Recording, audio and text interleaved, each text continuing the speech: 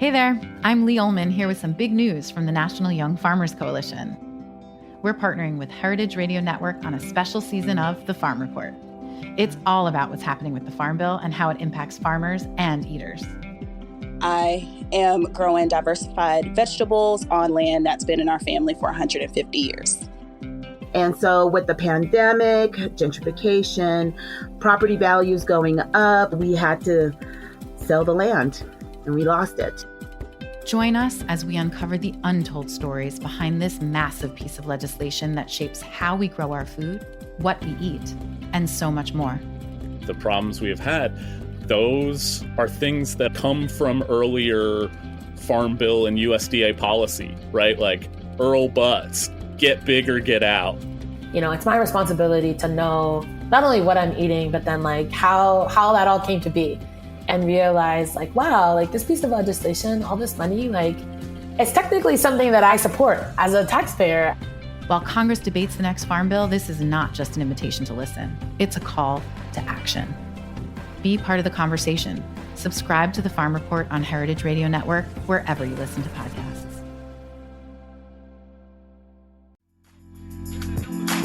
The following is a message from heritagefoodsusa.com. The difference between wild Alaskan salmon and farmed Atlantic salmon is just as great as the differences between commodity pork and heritage breed pork. Huge! HeritageFoodsUSA.com is lining up a major social buy of sustainably harvested salmon in July and offering it at a phenomenal price to consumers.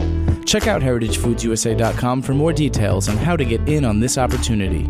Experience salmon the way it should be. Hello, Mr. and Mrs. America, from border to border, coast to coast, and all the ships at sea.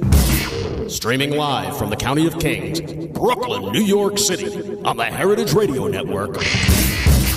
Are you ready for the fastest half hour on the internet today? It's the Mike and Judy Show, spanning the globe for high-minded hijinks and lowbrow kicks to bring you the best in sex, drugs, rock and roll, and nuclear fission.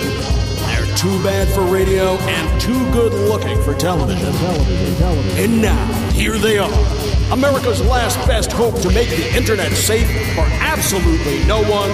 Two people who will do pretty much anything for a pizza. Your hosts, Mike Edison and Judy McGuire. Well, all right, we're back in Bushwick here at Roberta's on the Heritage Radio Network, broadcasting live. It's the Mike and Judy Show. I'm Mike Edison, here with my co-hostess with the mostest, Judy McGuire, a woman who is truly too hot for television. It's rough. It's rough being this hot. Judy, you just came out of the dentist chair. You've had some serious surgery. You're on Lord knows how many kinds of drugs today. I have been going through dental health for 3 years now, and you can read all about it on my blog. But yeah, I had a screw put into my face this week, which was better than the 3 screws and bone graft I had last time. So, I'm such a trooper. I'm here today, even though I'm sort of swollen on the inside. You are a credit to your profession. And thank you. And speaking of painful dental surgery, our guest today, we're going to talk about her childhood obsession with Nazis. How's that for a segue? Another woman who is way too hot for television. Why are you afraid? Which is why she's here doing internet radio. Why she's here doing internet radio with us. It's our good friend Rachel Shukert. She is the author of the best-selling Everything's Going to Be Great, an underfunded and overexposed European Grand Tour, as well as Have You No Shame and Other Regrettable Stories, both fantastic books. She is a contributor to such high-minded venues as Sweeney, Slate, Gawker, and The Daily Beast. She's been featured on National Public Radio too many times to count. Her plays include Bloody Johnny Applefucker. It's like a hybrid. Everything's Coming Up, Moses. The Sporting Life, and The Nosemaker's Apprentice. She's currently developing TV series with Flower Films and Weed Road Pictures, as well as developing a series of young adult books. She's the busiest person I know. She has a bipolar cat named Angelica Houston, who we'll talk about as well. Welcome, Rachel. We're glad to see you again. Yay. Thank you. I'm glad I'm here. Thanks for coming, Rachel. I love your books. Oh, thanks, Judy. Rachel. It's going to be a real love fest here on the Mike and Judy Show. Shit-eating exchange. You're so awesome. Oh my God, no, you're more awesome. Okay. Mike feels left out. Here we are. Overpowered by estrogen. It's okay. I'm just looking forward to the part where we get to talk about like uncircumcised men and to really feel bad. Such as Russell Crowe. Ooh. First-hand do you have knowledge? first-hand? He talked about it on Twitter. Oh, okay. Well, you know. Yeah. He didn't send you a picture, did he? If only he'd be forced to resign. Well, the shelf Humanity. the shelf life of A. Wiener is expiring very quickly, but it's a good leap. A. Right Wiener. We in there. can guess that A. Wiener is circumcised.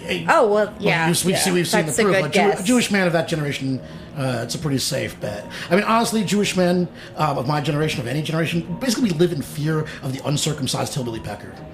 Only second to the European uncircumcised hillbilly pecker, which is even scarier to us. I was pretty freaked out when I saw the first one. The first one I ever saw was in Europe.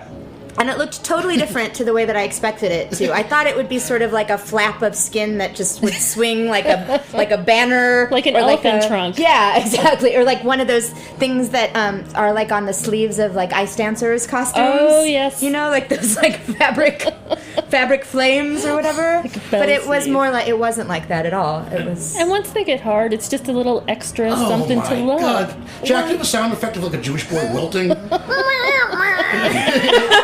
You know, I don't have a lot of experience with penises. It's a rooster. You know, But it's a cock. Good. The best I got, I'm sorry. Thank you, Jack. Yeah, your second book gets pretty racy in parts. Well, kind of. I think that there are only a very few actually completed sex acts in my book. It's. I believe you do have sex with a suspected Nazi in that book, though, don't you? Well, he was not so much a suspected Nazi as his father, who I highly suspected as. He was too young to be a Nazi. You know, he was like a lot older than me, but like he wasn't quite that old. Yeah, that would be kind of sad. Yeah, That's but I was scary. he told me how his father was like a policeman, and then he also said how his father was like in his 80s because he was like the youngest of like several children, and so then I started to like just sort of add things up, and I'm like, well, so was your father the kind of policeman who like gave people speeding tickets, or the kind of policeman who like went up in attics and located undesirables? And then I wondered like how much did they share duties, like if you at that period. And I think a lot of people. Like were you the same cop that got a kitten out of a tree as a Jew out of an attic? Well, Rachel, your first book is about growing up Jewish in Nebraska. Yes. And this is where your Nazi fascination began. Yeah, although I don't think it had that much to do with Nebraska. No? It was just all the books that they had you read. Yeah. I mean, I was afraid, when I was growing up, I was afraid of the Manson family, vampires, and the devil. Yeah. I thought, like, it would be like Exorcist or something, and the devil would come get me, or the Manson family would creep in my window in Rochester, New York. Yeah, it's similar. I think it comes from a similar place. But when you're a Jewish kid, like, it's so much more focused, because no one will tell you that, like, I mean, they were sort of constantly hammering their heads, like, well, if you had been a child, then they would have come and killed you. Like, and these are, like, authority figures. That no one is there, like, reassuring you that, like, Nazis were not something to fear, that they did not, in fact, exist. They aren't going to come to Omaha and right, exactly. So hunt a little 10-year-old it's very easy down. for your imagination. They're sort of constantly giving these books because there's this terror that we wouldn't take it seriously enough or something, or that, we would forget that it had happened. Right, meanwhile, you're losing sleep. Right, exactly. So how do your parents react when you write this sort of stuff? It's pretty wide ranging. Oh, I don't care. It's a nice. That's wonderful. That's a hodgepodge of parents' nightmares. My daughter is obsessed with Nazis, and now she's having sex with uncircumcised men. They've been. I guess. Did your mom read it? Did your parents read it? They read them. My mom, I think, mostly just sort of skims for the parts that she's in, and then decides how they affect her, and then when she feels safe, then she, like, reads the whole thing through. My dad is a lot more able to sort of compartmentalize. My dad, I have to say, is pretty awesome. I've always been glad that I had such a, like, weirdo for a father who doesn't really identify with that, like, have my daughter home by 10 kind of dad. Like, he just totally wasn't that dad. Like, he was so oblivious to any of this sort of thing. And because of that, I think it's really actually not so difficult for him to read about it, because it does not compute with him. Right, it's not his daughter's vagina on the page. I don't think he has really ever given my vagina any thought, which I really believe is as it should be. Yes, definitely. Yeah, I get so creeped out when you read about those, like, Goyish fathers who are like parading their daughters around, having them like pledge their virginity to their safekeeping. So creepy. It's so creepy. Your dad should not have anything to do with any of that. Well, Your maidenhead. Once upon a time, Exactly. Judy McGuire. Your maidenhood belongs to me until I choose a man for you to pass it on to. Once upon a time, Judy, you were a nice Catholic girl. I was never a nice Catholic girl. I had to go to Catholic school. To have the nice kicked out of you. And then you wrote a book called How Not to Date, Ditto, which something you didn't really want to put in your father's paws. Well, I told my dad, I've been writing sort of a racy-ish column for the Seattle Weekly for like 11 years, and my dad was going to Seattle, and he said, oh, I want to read your column. And I said, do you really want to read about my sex life, Dad? And my dad, being like a good, uptight Irish guy, was like, no. And I said, then don't. I will give you stuff of mine to read that is okay to read, but I don't want you to accidentally stumble across the story of the guy crapping himself in my bed. Ew. He doesn't need to know that. I wrote a book that's got more drugs than sex in it, although I suppose that's a fair amount. A real parent pleaser. Sex. Oh, absolutely. And my mother just said, will this upset me, Michael? And I said, yes. What's it about? Well, it's about me doing questionable things with questionable people in questionable places. And her first question, of course, is, well, who's going to read about you? She stayed away from it. Till she found a copy in my brother's house. It's like finding porn under his bed. Did she nail it to his door? My brother was a great supporter. He bought a dozen copies and gave them to his friend and say, see, this is why I'm so fucked up. And apparently she turned to like the very page where it was my 30th birthday, and I was writing Feliz Cumpleaños on a giant mirror and cocaine. And apparently she was apoplectic, and they had to call an ambulance. Later, my brother says, but look, he put you in the thank yous. And the thank yous it took me a long time to figure out how to thank my parents, how to be a mensch about this. And it said, I want to thank my mom, who I know loves me enough to root for me no matter what, but also knows me well enough to stay the hell away from this book. And my brother says, look how nice he was, how gracious he was. And of course, the next line is I'm thanking my dad, and her only comment was, he thanked his father, I can't believe it. Nice.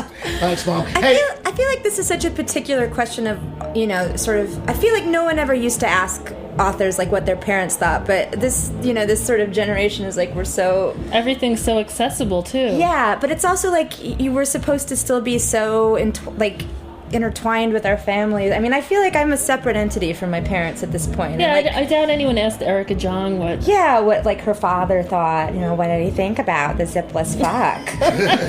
Hey, don't we have some Mad Libs? Yes, Mike? yes. Today's Mad Libs Day. Leonard Stern, the creator of Mad Libs, just died this week, and I was really happy to find out about Mr. Stern. He actually developed Mad Libs while writing a Honeymooners episode. I bet he was circumcised. Okay, Leonard Stern, yeah. Absolutely. As all writers for the Phil Silver Show were, which he was also. If they weren't, then they had to be as soon as their contracts were signed.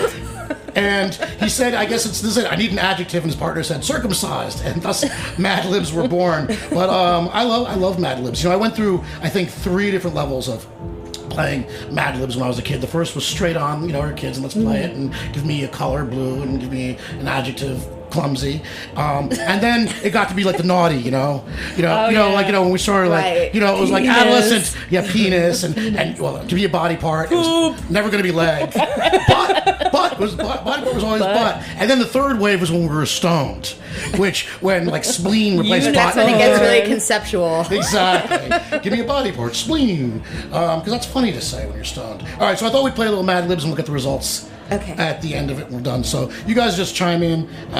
Give me an adjective. Swarthy. Swarthy. That's a good one. Adjective. Cool. Swarthy was in my head because Africa from Toto is playing in the background. It's a party here at Roberta's. How about a celebrity? Margaret Thatcher. Margaret Thatcher. You are fucking weird. How about another celebrity? She popped in my head. John Travolta. There we go. Circumcised or uncircumcised? Give me an animal. Ocelot. Okay, and a verb? Poop. All right, I'll tell you what. Let's finish filling out these Mad Libs. It could be an adjective and noun. We'll finish these up during the break. Judy, why don't you tell us who our sponsor is today and bring us into the music? Today's episode is brought to us by Punk Rope. Punkrope.com. Come be tortured with me at Beastinetics in McCarran Park at 8 a.m. Tuesdays and Thursdays. Punkrope.com. And here's the Dicks. Woo!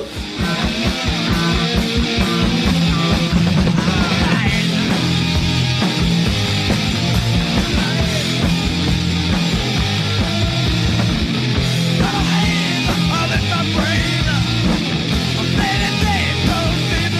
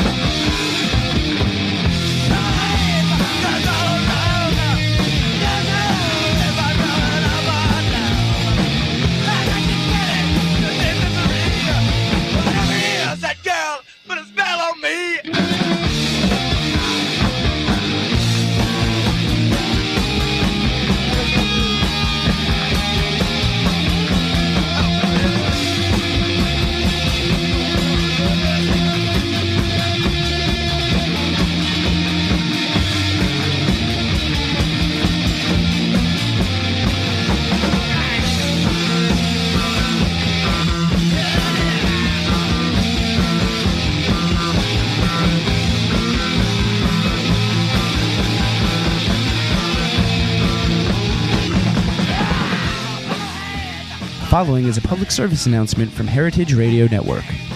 Tune in to The Speakeasy every Wednesday at 3 p.m., where host Damon Bolte will discuss cocktails, spirits, wine, beer, tea, coffee, and all things in the liquid universe, with guests ranging from bartenders and brewers, alchemists and ambassadors, roasters and regulars, and every expert and enthusiast in between. Learn from some of the world's leading experts in mixology, bar history, distillation, and brewing about how we enjoy imbibing today. Again, that's every Wednesday at 3 p.m. on the Heritage Radio Network. And we're back with Mike Edison and the beautiful and talented Rachel Shukert. Oh. I am the luckiest man in the world today. That's what I like. Compliments are good. So earlier today we were talking about sexting, and Mike and I are kind of old school in that if we want to say something dirty, we pretty much do it to our be-liked space. Yeah. But Rachel, I think you were doing a little sexting with your husband you were telling us about. Yeah, well, to be clear, I feel like I sort of straddled the sexting generations a little bit, where I'm not young enough to be like, oh, yeah, well, you send a picture of your vagina to your 13-year-old boyfriend. That's a given. That's a given. Poor parents today. I can't even imagine. It was the last thing I wanted anyone to say. I didn't have sex outside of a completely darkened room until I was 30. But as it should be. Yeah, I know, because I'm a lady. Exactly. But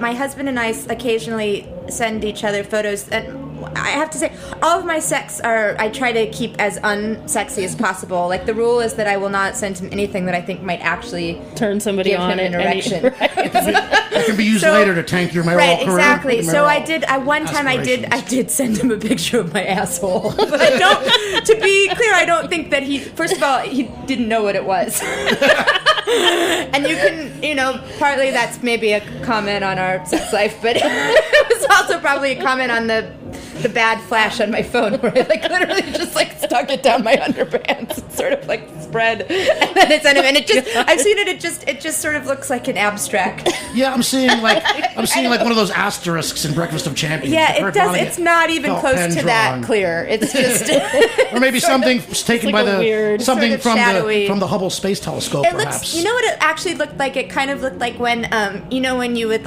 used to take the film in to get developed, right? And there'd be some pictures that came back that you didn't take right, and it would just be sort of gray with sort of a line through it. How about Polaroids? Don't you guys miss Polaroids? I mean, to me that was that was the ultimate instant gratification art medium. Yeah. I know they are bringing it back, but my first thoughts, of course, when you heard they were going to stop making Polaroid was the sleaze factor, of course. Yeah. I used to work at the porn magazines, and we would just get these Polaroids and Polaroids. Polaroids make everybody look like they're about to have sex for money. Absolutely. Everybody looks like they're having a great time. Everyone looks like an Eastern European prostitute. And they also have sort of an edge of crime scene to them too. Yeah. They seem illicit. That's the wonderful thing. naughty. Have you ever been to holding one in your hand? I mean, they're just greasy and wonderful. Have you ever been to one of those studios where they have model castings? Because model, that's one of the few places where they still take Polaroids is when models come in for casting because they want to see how they'll look on film immediately. And I was at Milk Studios once. I was meeting a friend of mine who's a commercial casting director for lunch, and I was waiting in the waiting room, and there's just this wall covered in Polaroids of 16-year-old girls sort of staring vacantly. And all I could think of was this is they've all been murdered. I feel like I'm staring at photos of the victims of a serial killer. Right. Well, what do you guys think about all this texting and messaging people? Are these guys ever going to learn? What's it coming from? But I think it's really unfair to get sort of held to task like you had an affair when you didn't even get to have sex with anybody. So you wrote a hilarious story that was on the Faster Times, was it? Oh. Picked up all over the internet. Picked up all over, where you said you would laugh if you caught your husband sending I would laugh at him. I would think it was hilarious. It's you can't even. You're not even man enough to cheat. I feel like I would pet him on the head and I'd be like, looking for your youth, needing all this reassurance from people that you're still attractive. Yeah, that's quite a ball sack. Rachel Shukert, understanding men since 1979. 80. Ouch. But I also felt like I would sort of Yeah, it was just sort of, I feel like that's what guys that don't cheat on their wives do. You know, they like watch porn on their computers, or they like flirt with girls online, and I would take it as like evidence that he was not, in fact, fucking other ladies. Yeah, I don't even know if anybody remembers who Anthony Weiner is at this point, but and even in my worst, drunkenest, wildest, I'm single, days would I ever text anybody the things that he was putting over the line is just filthy. That's not. I mean, my experiences, that's not how you get laid. Now, of course, I'm not a United States congressperson, but that is not how you do it. I did like how it was sort of mixed up with politics, though, all of this. Like, did you read his actual Facebook messages? You're my liberal hero. I want to suck your cock. That's Exactly. She, like, there's, like, the end of this, like, major, he's like, oh, and now I have explosion. I'm, like, making him talk like Borat. I'm so hard. Yeah, I'm so wet. And then she's like, and he's like, okay, I'll hit you later. Like, really abruptly, like, something happened. Like, oops, and then she writes, okay, you go save my country from those cock-sucking Republicans. Now, I'll tell you what else still chafes me is the New York Post and the Daily News. The New York Post had used the word schlong in like 60-point anti-Semites. I think so. Everyone. They would not have called an Italian politician's penis a schlong. They would have called it a cannoli. That's right. Or a manicotti. That's exactly what I'm saying. Or a zucchini. That's right. The Daily News using the word putz on the front cover, you know? Well, they're allowed because they're owned by a Jew.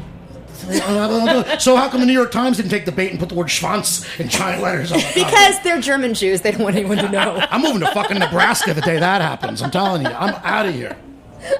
You know, you can't have, my problem with the New York Post, though, is you can't have it both ways. You have Andrea Pizer and the front part of the paper screaming that the sky is falling every time, you know, somebody shows up in their underwear on MTV. She's hilarious. Right? Yeah. But in the back of the same... She's like Ed Anger. She's the woman who is always wrong. And somehow in the back of the paper, you have a hooker telling you how to buy a vibrator and how to get your roommates into threesomes and when it's okay to fart in bed. And this is the same paper. It's a very dizzying worldview for me. Yeah. I'm very confused by all It's this. an interesting Velton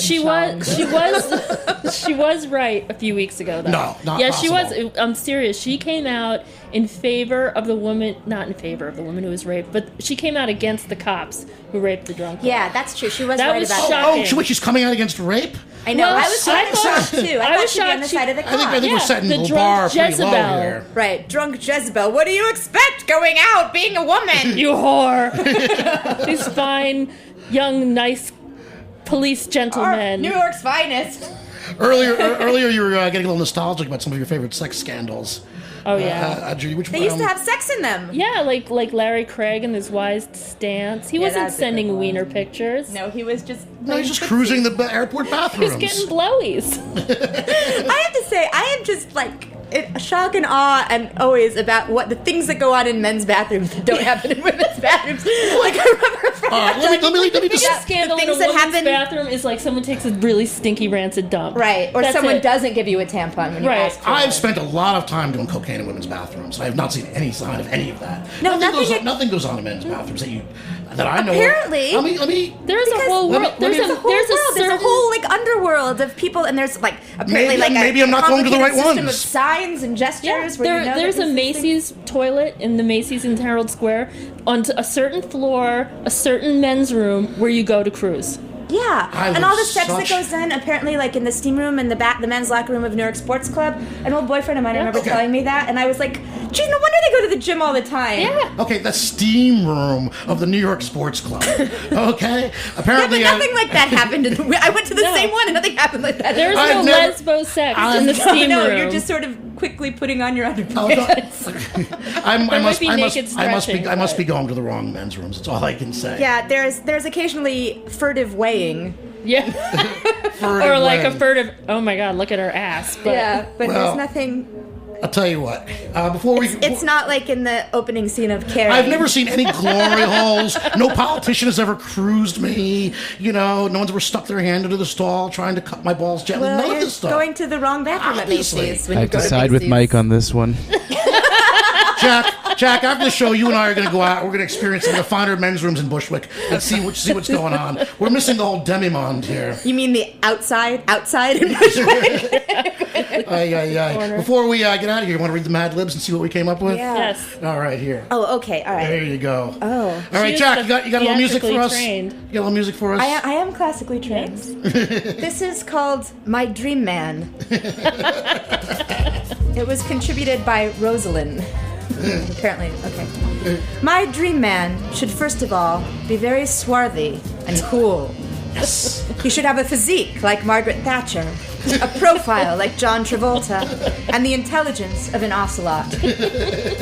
He must be polite and must always remember to pop my insect. Oh no, poop. You spelled it right. To poop my insect. To tip his car and to take my butt when crossing the street. Ooh. He should move languidly, have a pink voice, and should always dress ferociously. I would also like him to be a damp dancer, and when we are alone, he should whisper moist nothings into my butt and hold my flaky pizza. I know a guitar is hard to find. In fact, the only one I can think of is Mike Edison. Woo! All right. Well, as soon as I stop swooning, I want you to hold my flaky pizza. well, I am. He will do that for you, Rachel. I gotta go pop some insects. Once again, this is the Mike and Judy Show. I'm Mike Edison with Judy McGuire and our absolutely fantastic guest, Rachel Shukert. Thank We'll see you soon. That's the Jack, the engineer, the Heritage Radio Network, and Roberta's Pizza. See you soon. Thanks for listening to this program on the Heritage Radio Network. You can find all of our archived programs on heritageradionetwork.com, as well as a schedule of upcoming live shows. You can also podcast all of our programs on iTunes by searching Heritage Radio Network in the iTunes Store. You can find us on Facebook and follow us on Twitter for up-to-date news and information. Thanks for listening.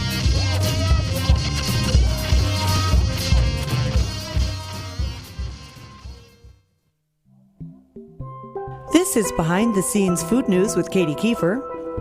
The USDA has introduced the My Plate icon. I'm sure you've all seen that in the news, replacing the food pyramid that was in use for 19 years. This colorful icon contains portions of fruits, vegetables, grains, protein, and a little side dish of dairy. It can be viewed at www.choosemyplate.gov.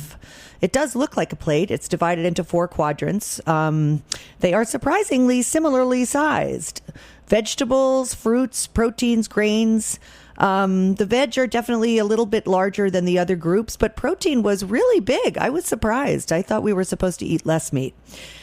Each component of the plate can be clicked on for a drop-down menu that explains portion size, healthy choices, nutritional information, etc. It offers significantly more information to consumers, but it is a little bit more complicated to use. We'll see if people actually look at it. This has been Behind the Scenes Food News with Katie Kiefer.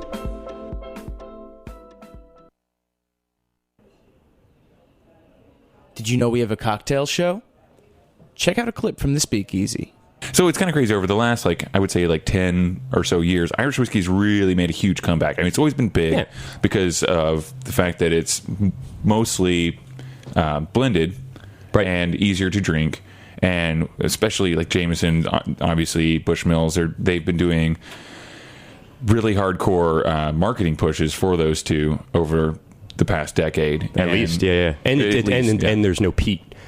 Right. Which I think makes it a little bit more acceptable to sort of anybody between the ages of 16 and 25 who's learning to drink whiskey. It's it's like whiskey. I don't want to offend any Irishmen out there, but it's almost like a introductory, like you said, an introductory whiskey, and it's almost a whiskey for people who don't normally drink whiskey. Yeah, I think that's fair to say. Not to say that all Jameson. If you like what you heard, the Speakeasy airs every Wednesday at 3 p.m. on the Heritage Radio Network. Make sure to subscribe to the podcast or check out the archives on our website.